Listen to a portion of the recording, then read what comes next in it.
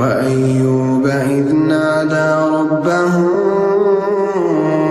أني مسني الضر وأنت أرحم الراحمين فاستجبنا له فكشفنا ما به من ضر وآتيناه أهله ومثلهم معهم رحمة من عندنا وذكرى